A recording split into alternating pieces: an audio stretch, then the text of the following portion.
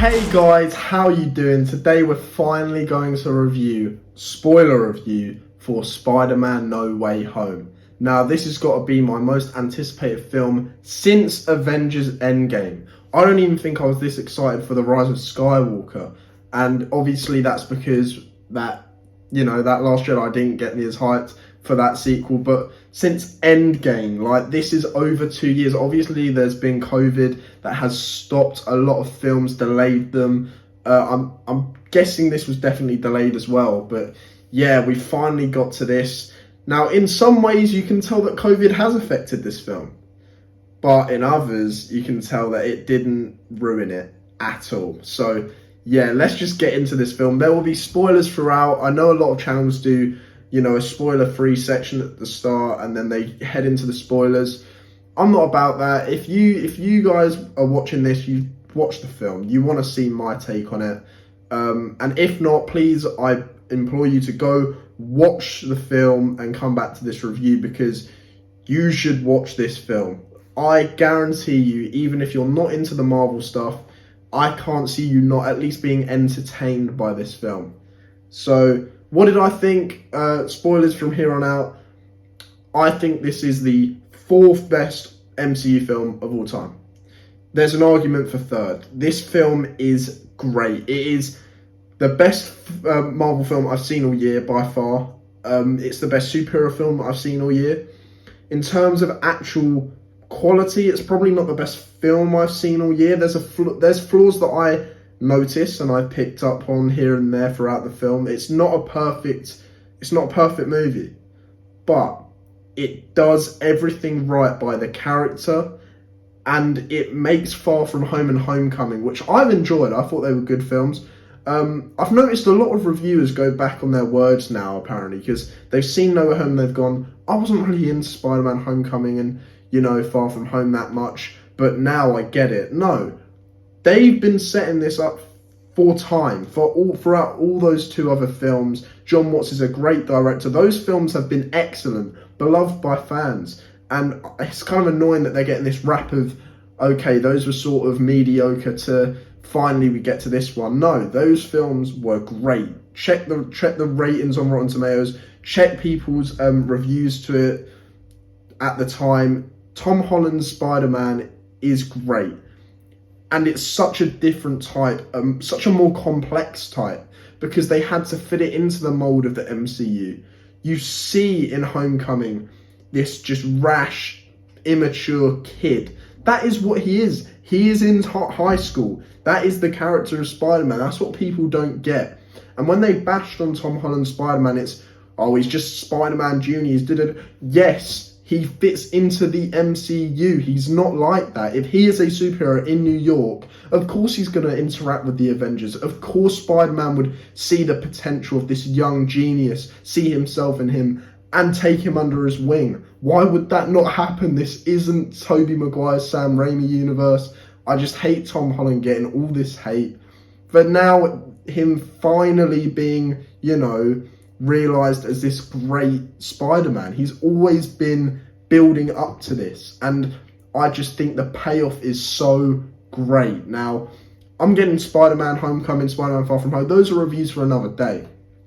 And my apologies, I should have gone through all of the Spider-Man films up to this. I did watch most of them, and I watched the clips that I thought I'd need for the other ones, because, I've rewatched Spider-Man 1, 2, and 3, and then bits of the Andrew Garfield ones. I'm very knowledgeable on all of the Spider-Man films. I'm such a big fan that I think if I didn't rewatch any of them, I would be fine. But I implore casual fans, and maybe a bit more than casual, but even so, I think you would enjoy this film a lot more if you had rewatched the other ones. That's just my take. If you don't want to put that time commitment into that, that's perfectly fine. You'll still enjoy this film. So let's get into performances. And of course this is all spoiler talk. So performances, Green Goblin, Willem Dafoe. What an iconic character.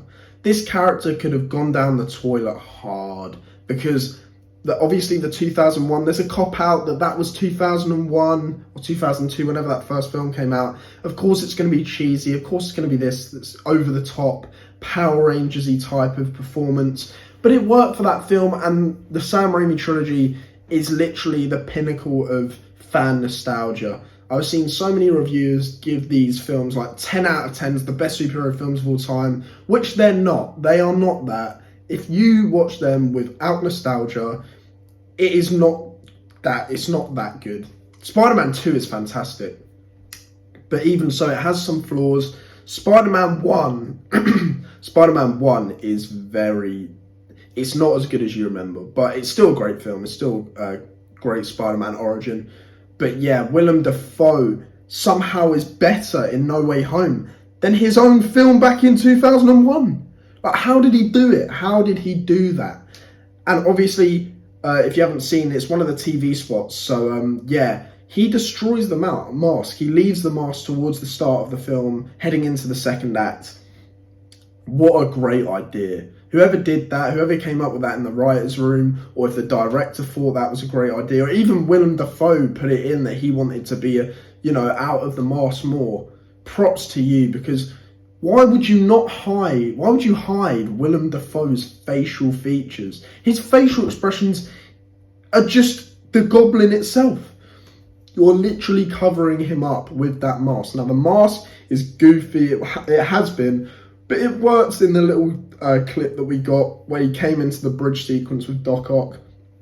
That was fine, but I'm so glad that they decided to ditch that, have his face be out, and he plays such an interesting role. The route they went with his character is just so good because it allows you to see that human side of him. It allows you to get that, that sympathy for him from the audience, so that when he eventually turns, which is done fantastically, by the way, John Watts as a director has come miles, because that's one thing I will say is drastically improved. His directing from Spider-Man Homecoming, Far From Home, which his directing is the same level in both of those films. It's fine. It's good. It's not bad direction. It's just very MCU. It's the most MCU directing I could say, which can be viewed as bad. It's very, not boring, but basic. It ticks all the boxes, and that's it. But in this film, there are sequences that the way he's utilizing the camera, the certain shots where it's a tracking shot and it stays on it's so good. A perfect example is this scene where we finally realise that Green Goblin is actually still bad, and he's retaken over Norman Osborn's body. When Peter stands up and there's that amazing tracking shot where it's just staying on the front of his face as he's walking around, because his spider sense is picking up on something that's wrong but can't tell what it is, and that's just fantastic. I think that was done amazingly. So I'd say Green Goblin, not by far, but he was the best. He was the best out of the returning villains for me personally. Doc Ock picked up right where he left off. I thought they handled that very well. I thought the nanotech stuff was quite clever. It's funny to me, I haven't heard a lot of reviewers pick up on this, but Doc Ock already knew what nanotech was. He saw the nanotech suit and went, wow, nanotech, and said something like that. It's funny to me that that's a thing in the Raimi universe, because obviously, from what we've seen, it was made in a much earlier time where, stuff wasn't as advanced. So it surprises me that he knows that that's a thing. And I don't know, I thought that whole bridge sequence was fantastic. That was one of the best action sequences from the film. Alfred Molina has not skipped a beat from Spider-Man 2. He's probably the most accurate to the character that he previously played. I think he was the most accurate. They had to change certain people for obvious reasons. Electro wasn't the best taken villain from Amazing Spider-Man 2, let's just put it like that. But I thought Molina was the most accurate to his previous role in Spider-Man 2. So next villain, let's just go Electro. I'm going in order of my favourites. So it goes Goblin, Dr. Octopus, Electro, Jamie Foxx. I'm so glad he got this second chance, because he did not waste it. He was amazing, purely a massive improvement from his Amazing Spider-Man 2 version of the character. I thought this version was so much better, and you still see him blue at the start, which I'm glad they acknowledged it, they explained it. It's because the energy of this universe is different, which of course it would be, why wouldn't it be? And yeah, he's got that comic book accurate, basically yellow look, where it's, you see the sort of things over his eyes as he shoots the electricity, which is just a cool nod to the fans. And obviously it's not completely comic book accurate. When are they ever? It would look ridiculous. And yeah, they utilised some of the MCU stuff with the arc reactor, which just amplified his power to levels we've never seen from him before. What a cool idea. You can tell they had a lot of fun in the writer's room for this film, because the concept alone is wacky. This concept is nuts, and it surprises me because I've seen interviews with Jamie Foxx, Alfred Molina and Willem Dafoe about the concept, and when they were pitched this idea, how they all loved it. And I'm so glad that they did, because without these returning characters, that's what makes this film that extra level of amazing stuff. Like, if these were all new villains, the film would still be amazing. But it's the fact that these are returning villains that we never thought we'd be able to see them again. And maybe that isn't fan service, maybe that is nostalgia, but you can't lie about how that makes you feel when you're watching this film. And I just thought they did it in such an expert way, except for these two. Which one do I like more in the film? I think Sandman. Sandman is next. Sandman is a weird one, because you can kind of cop out why he turned bad at the end and joined the other villains in the fight.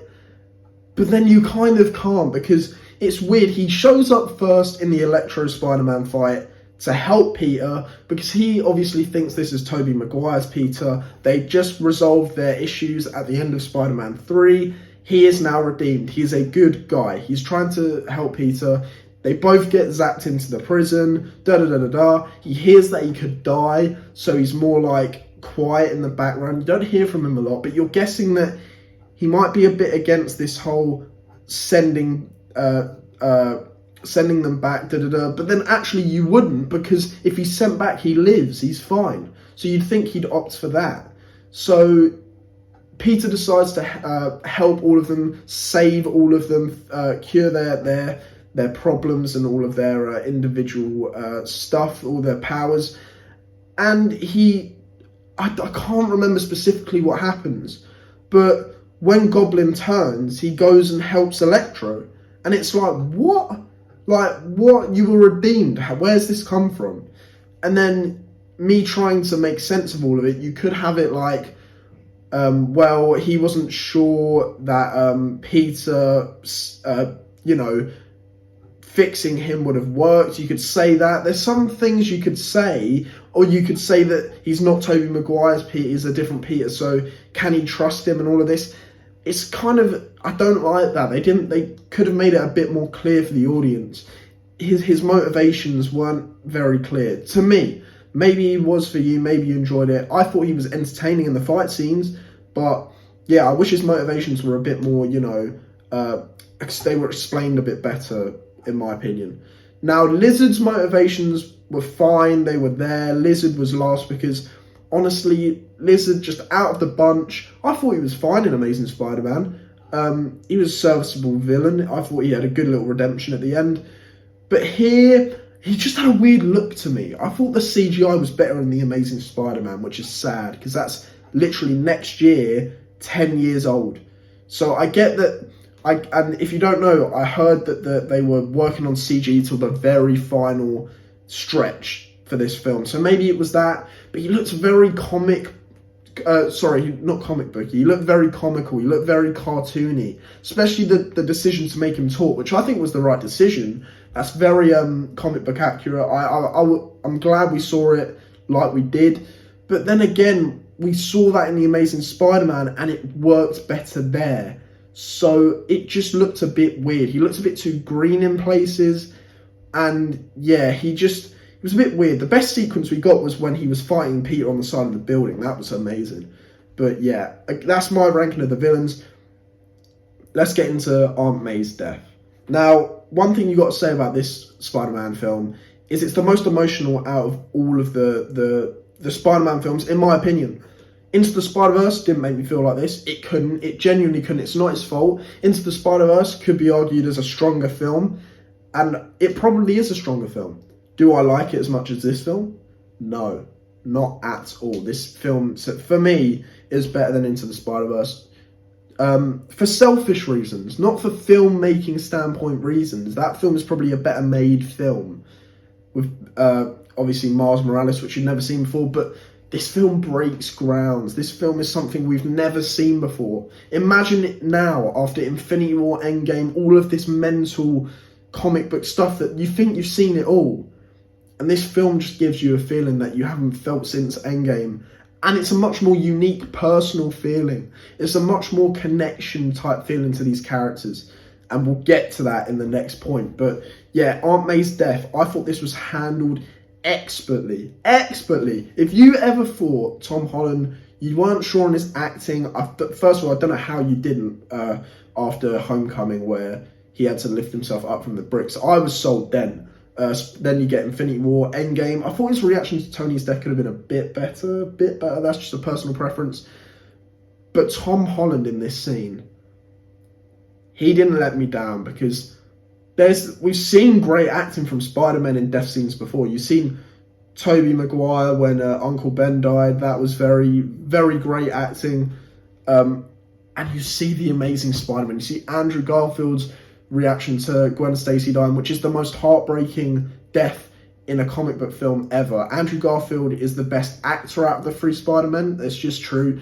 You can hate if you want, all you Tobey fans, but he is. It's just a fact. So to see Tom Holland just sell me this extremely emotional death in the film, point in the film, and I can't be ashamed to say that I teared up, because how can you not in that scene? It's just such a great scene. And the fact that Aunt May gives that, with great power comes great responsibility, which works in this film for me more than in the other Spider-Man films. It has more weight, because this Peter has gone through so much more, and he needed that. Because he's probably feeling so much guilt over everything, over his friends' lives, his aunt's life that she's just lost, over everything, over the multiverse, over just stuff in the past with Tony. He's got so much on his shoulders that it's unfathomable that he came out of this the hero. He overcame the obstacle, which is the whole point of Spider-Man. He is literally the kid that can't, and he does. And it's just such a good scene. They made this unique choice to make Aunt May not realise that she's dying. So she's sort of just thinking she's going to sleep, and Peter has to try and comfort her whilst knowing that she's going to die, so he's tearing up, but he can't scare her. It's just such a well done scene, and you've got Happy turning up, and he can't even comfort Peter when he needs that comfort. He's been, held at gunpoint by all the agents. It's crazy. It's absolutely crazy. And this leads to my personal favourite scene in the film. Andrew and Tobey coming through those portals. First of all, Ned uses a sling ring. Who would have thought? That was pretty cool. By the way, Doctor Strange leaves because Peter outsmarts him, which was a cool scene in the mirror dimension. And he comes back at the end to sort out all the multiverse stuff. I thought Doctor Strange was fine in this film. Bit reckless, a bit out of character, you could argue. I would argue that. That's one of my little flaws with it. But I don't know about that, but I can put up with it in the long scheme of things.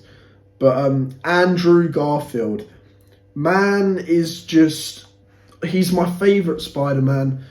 And it's all done by, let's be honest, it's all done by nostalgia. I am not blind to his films. His films are the weakest. Out of all the Spider-Man films, his are the weakest. Him as Spider-Man is the best performer, best version of the character for me. I love him so much. And I thought he came in here, and at first I was like, he's not acting right. He's not acting like the Amazing Spider-Man Peter. And then he goes into, at some point in the film when he's talking with the Spider-Man, he's like, at some point I just stopped pulling my punches. And he was in this really dark place. And I thought that was great because it shows that Andrew Garfield, once again, is such a great actor. He's acting so over the top and so nice and so fun because he's trying to keep himself fun because he knows as soon as he goes to that dark place, he's murderous. He's a very dark version of the character if he does that. And I thought he was amazing. I thought every conversation he had with Toby and Tom were just great. They could have said they loved him back. That kind of hurt me right there, but it's fine. It's fine. I get it. Tobey Maguire, not my favourite Spider-Man, probably my least favourite Spider-Man. I respect what he's done. So I was nostalgic when he came on the screen, and I wasn't even around back then. I've watched his films to death, especially 3. I think 3's underrated. 3's probably the most entertaining out of his trilogy. But he was great. He was probably more accurate to his character than Andrew was. But yeah, Toby was great. All their banter, the back-cracking scene. There's so many good scenes. And let's talk about where this film leaves off Tom Holland. He gets his own handmade suit, becoming his own man. No Tony Stark tech. No Avengers apartment. Nothing. He is his own man in New York, in his own crappy apartment. The haters can't hate anymore. This film is a completion of Tom Holland from becoming Spider-Boy to Spider-Man, and I love it. This film was so great. It was a darker tone, yet had so much light-hearted, funny moments. It was very serious, whilst also letting the characters breathe and have a bit of fun at points. It was just so emotional and so worth the wait. Now let's talk about the post-credit scenes real quick. I feel cheated with that Venom post-credit scene. What's happened is, if you didn't get that, because I didn't at first, I had to sit there and think, what have they done? And all they did was bring Tom Hardy into the MCU to leave a bit of the symbiote for Tom Holland's Peter Parker later in the Spider-Man 4 or whatever, and then he just left again. So it's also like Amy Pascal went, yeah, look, that's our Venom. You can have him for one of your films. And Kevin Feige went, yeah, no, get out. And just swatted him away. Which is a shame. I would have liked to see Spider-Man 4 in the MCU with Venom, Tom Hardy's Venom. That would have been crazy. That would have been so cool. But apparently not, which is a shame. But the next post-credit scene we haven't got since, I believe, Captain America's the first Avengers post-credit scene, which is a trailer for a film. Who would have thought? Who would have thought? Now, this is a trailer for Multiverse of Madness. This has been leaking everywhere, and it's a great little trailer. I've heard that the film is going under massive reshoots, though, and it's basically being rewritten. Like, it's a lot of the film is being rewritten.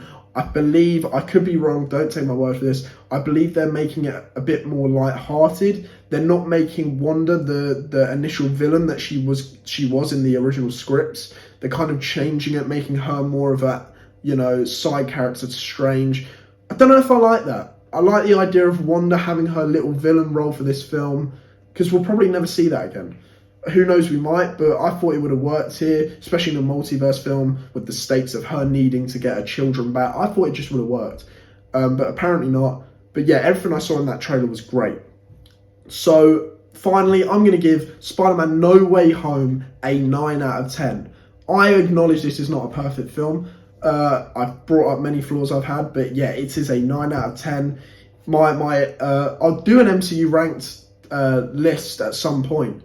But just know he comes around that top 5. He does not touch anywhere beyond that. He is top 5 and under. So yeah, let me know if you guys like the film, if you've seen it yet. If you haven't, why are you here? But yeah, like, subscribe, share, and I'll see you in the next video. Bye, guys.